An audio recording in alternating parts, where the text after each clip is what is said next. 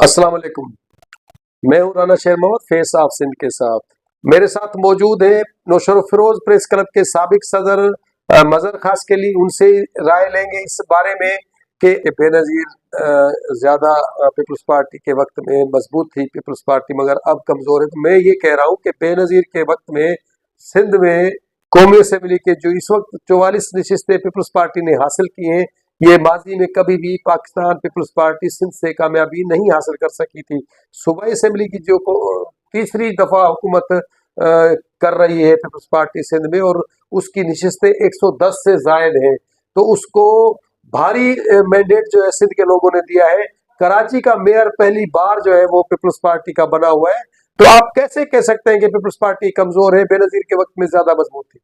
असल में हकीकत ये है और सच भी ये कि जब बेनजीर जिंदा थी उसे जिस अंदाज से हराया जाता था, इसी अंदाज से इस वक्त पीपल्स पार्टी को जिताया गया है।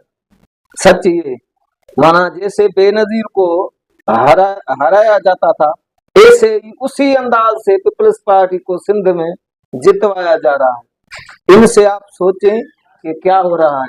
मेरा मखसूस और थोड़े लफ्जों में यही जवाब है कि जो बेनजीर के साथ इस्टेब्लिशमेंट करती थी वो अब पीपल्स पार्टी के जो मुखालिफ हैं ना उनके साथ कर रही है।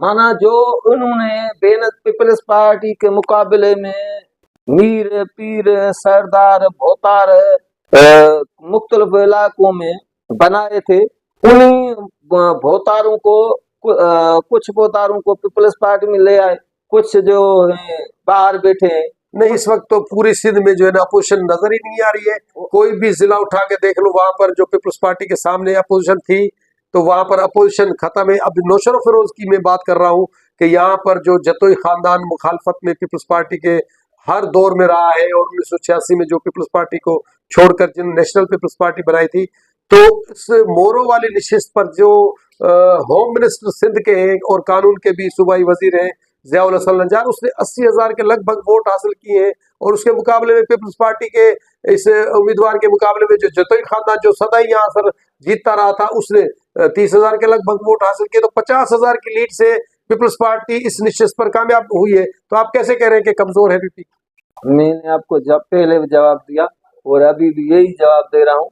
आप इस जवाब की सोच में जाएं और सोचें कि इसकी माना क्या है। मतलब आपका कहना है कि उसको एस्टेब्लिशमेंट ने जितवाया, एस्टेब्लिशमेंट ने नहीं जितवाया और खुद जीते क्या, ये मसला ही नहीं। तो आप जैसे उसको थोड़ा सा खोल के बयान करें ना। जैसे मैं चाह रहा हूँ कि आप उसको थोड़ा सा उस पर ज्यादा रोशनी लगाएं। जैसे जतोई खानदान माजी में डीसी एसडीएम थे उस वक्त, जो मुख्तियार कार होता था वो तपेदार उनको सारे सबको इस्तेमाल करते थे। ऐसे ही पीपल्स पार्टी के ज़ियाउल नजार ने उनको इस्तेमाल किया। 88 में पीपल्स पार्टी का एक दौर आया था जब पहली बार जुल्फकार अली भुट्टो शहीद की फांसी के बाद पीपल्स पार्टी स्वीप करती आ रही थी। तो यहाँ पर नौशर फिरोज में भी जतोई खानदान हार गया था, मगर एक निशिस्त जो PS-19 थी उस वक्त या PS-15 थी, वहां पर पीपल्स पार्टी को शिकस्त मिली थी। बेनजीर साहिबा शहीद हुई है 2007 में दिसंबर में, और 2008 में जो इलेक्शन हुए 1-2 महीने के बाद हुए थे, उस वक्त भी पूरे सिंध में जो है वो पीपल्स पार्टी कामयाब हुई थी। मगर एक कौमी असेंबली की नशिस्त और 2 सूबाई असेंबली की नशिस्तें इस जिले में फिर भी पीपल्स पार्टी हार गई थी। तो अब जब बेनजीर के इतने बड़े बड़े वाकयात के बाद, उनकी शहादत के बाद जो पीपल्स पार्टी के लीडरान थे, उस वक्त भी वो पीपल्स पार्टी वो लूज करती है, मगर अब वो जीत जाती है। तो इसमें पीछे क्या मंतक है? आप तो कह रहे हैं एस्टेब्लिशमेंट, लेकिन लोग तो पीपल्स पार्टी में मेरी बात सुने, आपको ये मंतक नजर नहीं आ रहा? बेनजीर भुट्टो जब शहीद हुई थी उस वक्त जो जतोई खानदान थे वो जीता था नहीं जीता था? जीता था। पहले अब जीता था ना, बिल्कुल जीता था। 88 में जीता था, 2008 में जीता था। मेरी बात सुनिए, बेनजीर के शहादत के वक्त में जतोई खानदान ने इलेक्शन जीती थी। वो इस बुनियाद पे जीती थी कि सारे डिस्ट्रिक्ट में उनका नेटवर्क उस वक्त मौजूद था। मतलब आप कह रहे हैं कि इंतजामिया की हाँ, बुनियाद पर वो यही जीते थे बात है। और अब फिर इंतजामिया हाँ, की ताकत से ये जीत रहे हैं। सच यही है कि उस वक्त डिस्ट्रिक्ट नौशहरा कुरोज में उनका इंतजाम, अवाम फिर नजर नहीं आ रही क्या बीच में? अवाम को ये वोट को दिलवाते हैं क्या? ये अवाम की गाड़ियां भर कर देखते नहीं, हैं, पोलिंग स्टेशन पर ये लाइनें सिर्फ- लगी होती है, सिर्फ ड्रामेबाजी होती है। अब जो ये ड्रामेबाजी, इसको आप ड्रामेबाजी कह रहे हैं। हाँ, हकीकत भी है। ये इस वक्त अवाम जो थी इस इलेक्शन में जतोई खानदान के साथ थी, इस्टेब्लिशमेंट पीपल्स पार्टी के साथ थी, तो जतोई खानदान हार गए। लेकिन यही अगर आपकी बात मान ली जाए, बात तो ये सुने ना। नहीं नहीं, अरे यार, पंजाब में पीटीआई के पहले मुखालिफ बात ही नहीं सुन रहे। वहां पर कैसे अवाम जीत गई? यहाँ पर अवाम हार गई, बात सुने पंजाब में अवाम जीत गई। मोहतरमा बेनजीर भुट्टो के शहादत के वक्त में अवाम की हमदर्दियां अवाम पीपल्स पार्टी के साथ थी और इस्टेब्लिशमेंट जतोई खानदान के साथ ही जतोई खानदान जीत गए। सच यही आप तो कह रहे हैं ना कि अवाम की ताकत पंजाब में, अगर आपकी बात मान ली जाए कि यहाँ पर इंतजामिया की मदद से और इस्टेब्लिशमेंट की मदद से पीपल्स पार्टी ने क्लीन स्वीप किया है, तो पंजाब में यही अवाम है, पंजाब में वही लोग हैं और वही वोटर है, तो वहां पर पीटीआई कैसे बगैर निशान के और बगैर उसके जीत गई? वहां पर इस्टेब्लिशमेंट नहीं थी क्या? वहां पर इंतजामिया नहीं थी क्या? इक्तदार किसको मिला है पंजाब का?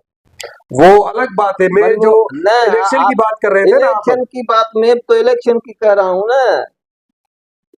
जीत पीटीआई गई, इक्तदार नून लीग को मिला, इससे ज्यादा और आपको जवाब कौन सा मिलेगा? जो जीत गए उनके जो है नतीजे ही तब्दील हो गए।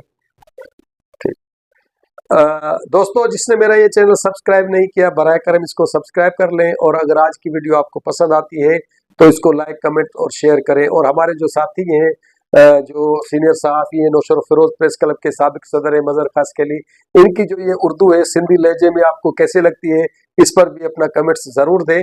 और जो ये बात कर रहे थे कि नौशर फिरोज में इंतज़ामिया और इस्टेब्लिशमेंट की मदद से पीपल्स पार्टी ने क्लीन स्वीप की, और इसी तरह पूरी सिंध में और पूरे मुल्क में जो इस्टेब्लिशमेंट ने अपना नेटवर्क लगाया हुआ था, उस तरीके से जो वो जीत कर आए हैं, और इक़्तिदार जिसको इस्टेब्लिशमेंट ने देना था उनको दे दिया है।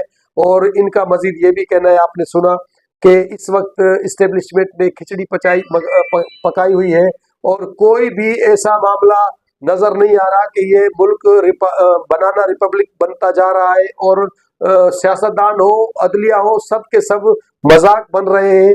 अगले प्रोग्राम तक दीजिए इजाजत। अल्लाह हाफिज।